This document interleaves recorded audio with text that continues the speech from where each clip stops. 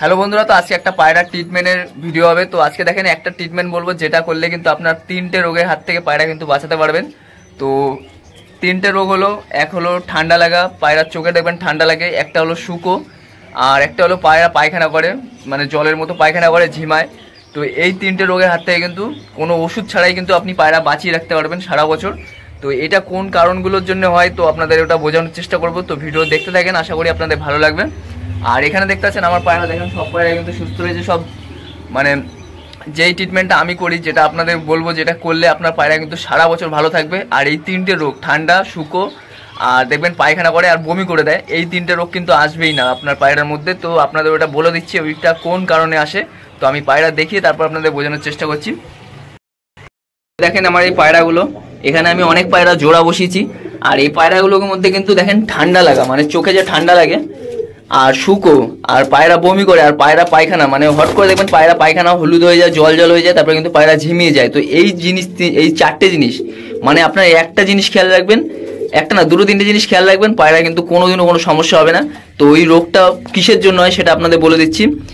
প্রথম কথা হলো পায়রা ছায়া জায়গা থাকলে, মানে যেখানে দেখবেন ছায়া জায়গা, তার মধ্যে থাকলে কিন্তু এই 4টে জিনিস হবেই, মানে সারা বছর হতেই থাকবে এই 4টে জিনিস। ঠান্ডা লাগা, তারপরে শুকো রোগ, তারপরে বমি করবে, তারপরে পায়খানার সমস্যা হয়ে তারপরে পায়রা মারা যায়, এই 4টে জিনিস হবে।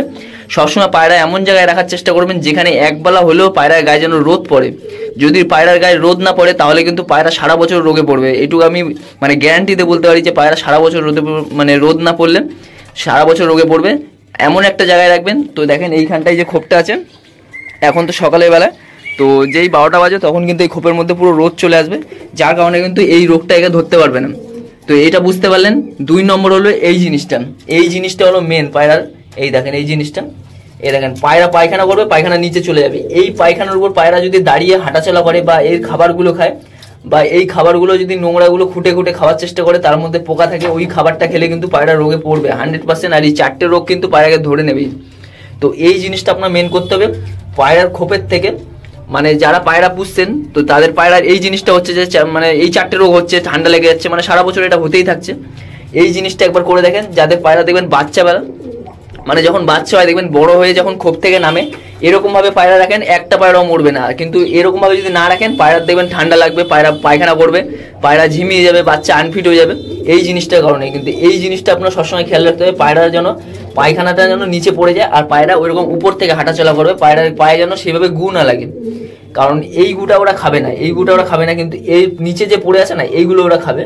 তো এই জিনিসটা কিন্তু আপনার সবসময় খেয়াল রাখতে হবে। পায়রার খোপের মধ্যে আজ থেকেই, মানে আপনারা যদি টাকা থাকে, কারণ এগুলো করতে অনেক টাকা খরচা হয়ে যায়, তো এই জিনিসটা আপনার খেয়াল রাখতে হবে। পায়রা পায়খানা যেন পায়রা না পারায়, পায়রার থেকে সবসময় পায়রা মানে উপরে থাকবে। এই দেখেন 3 ইঞ্চির মতো গ্যাপ আছে এখান থেকে, যাতে পায়রা কোনো খাবার খেতে পারবে না।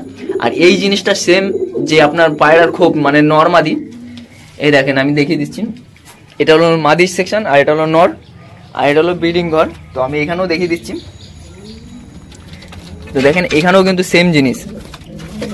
তো এই দেখেন এই পায়রাটা লাপাচ্ছে। তো এই দেখেন এইখানেও কিন্তু সেম জিনিস। দেখেন এখানে 1.5 ইঞ্চি গ্যাপ আছে, ওই নিচের খাবার কিন্তু একটাও খেতে পারবে না পায়রা। তার জন্যই কিন্তু এর যে বাচ্চা হবে, এর বাচ্চার মধ্যেও কিন্তু কোনো সমস্যা আসবে না। এর যে বাচ্চা হবে এর মধ্যেও কোনো সমস্যা আসবে না, এর মধ্যেও কোনো সমস্যা আসবে না। এই যে নরমাদি দেখতেছেন, এর মধ্যেও কোনো সমস্যা আসবে না, আর এর বাচ্চার মধ্যেও কোনো সমস্যা আসবে না। আর আমি সবসময় বলি পায়রা খোপের মধ্যে জল রাখবেন, বা 2টো ডিম দেওয়া হয়ে যাবে, তারপরে খাবার না দিলেও চলবে। কিন্তু যখন 2টো ডিম না দেবে ততদিন অবধি আপনার পায়রা জোড়া থাকবে, খাবারটা দিয়ে রাখতে হবে।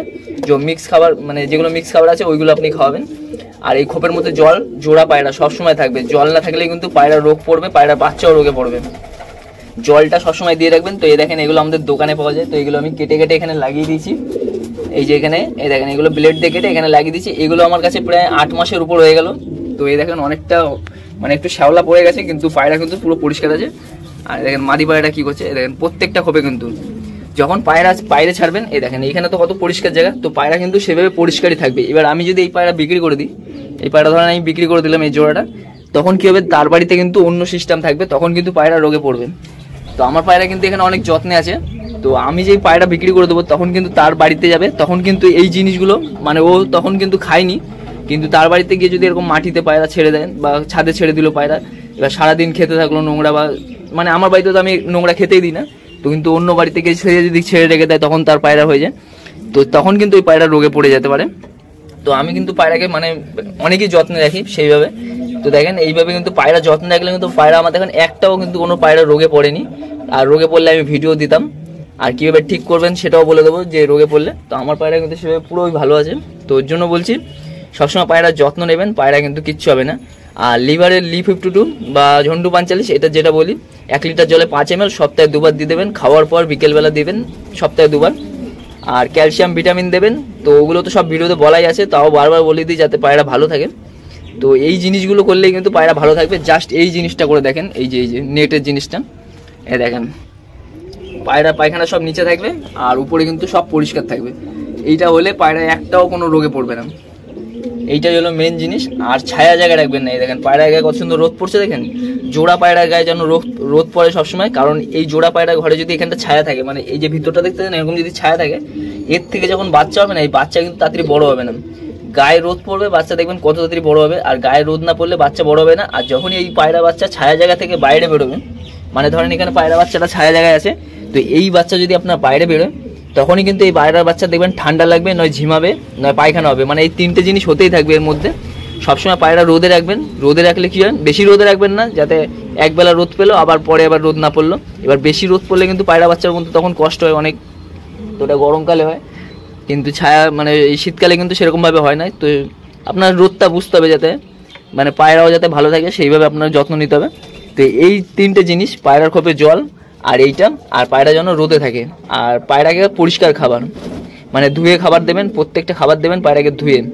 তো এইগুলো করলেই কিন্তু পায়রা আপনার সারা বছর ভালো থাকবে। আর এই 4টে রোগের হাত থেকে আপনি বেঁচে থাকবেন। মানে এই 4টে রোগই তো মেন হলো ডেঞ্জার। তো আরেকটা দাদা কমেন্ট করেছিল যে ঘাটতালে ওষুধ, তো ওটা আমি একটা ভিডিওতে বলে দেবো, কারণ ওষুধটা আমার কাছে নেই, কিন্তু স্ক্রিনশটটা আছে। তো ওটা হলো নিরোবিন। তো ওটা আমার কাছে থাকলে আমি দেখাতে পারতাম। তো আমার তো পায়রা এখন সেভাবে ঘাটতাল হয়নি কোনো দিন, তো ওষুধটা দেয়নি। ওটা দিলেই কিন্তু পায়রা ঘাটতাল ঠিক হয়ে যায়। তো দেখাচ্ছি দেখেন নর পায়রাগুলো, আর দেখেন পায়রাগুলো কত চাঙ্গা। এখানে কিন্তু ছায়া এখন সকালবেলা, তাও দেখেন পায়রা কত চাঙ্গা। শীতকালে দেখবেন এই পায়রাগুলো কতটা চাঙ্গা থাকে। এই পায়রাটা প্রচুর গরম হয়ে গেছে, এই পায়রার ডানাটা আমি কেটে দিয়েছি, প্রচুর ওড়াউড়ি করছিল। তো যে জিনিসগুলো বললাম, এই দেখেন এখানে খাবারের মধ্যে গ্রিট আছে, সবসময় পায়রা খুবই গ্রিট থাকে। এই দেখেন আমি পায়রাকে সবসময় গ্রিট দিয়ে রেখে দিই। এই গ্রিটটা কিন্তু এরা সেভাবে বেশি নোংরা করে না, যার যতটা দরকার হয় অতটা খেয়ে নেয়, আর কিন্তু এরা নোংরা করতে পারে না। এই দেখেন এখান থেকে উঁচু আছে, যার কারণে কিন্তু এরা যাবে না। তো এই জিনিসটা আপনার খেয়াল রাখতে হবে। পায়রার খোপ যেন সবসময় পায়রা পায়খানার থেকে 3 ইঞ্চি উঁচু থাকে, এরকম নেট দিয়ে বানানো থাকে। তাহলেই কিন্তু আপনার পায়রা পুষতে খুবই মজা পাবেন। আর ভালো পায়রা পুষবেন তাহলে ভালো মানে খাবার খাইয়েও মজা পাবেন। আর যদি খারাপ পায়রা পুষে ভালো খাবার খাওয়ান তাহলে কিন্তু কোনো মজা পাবেন না।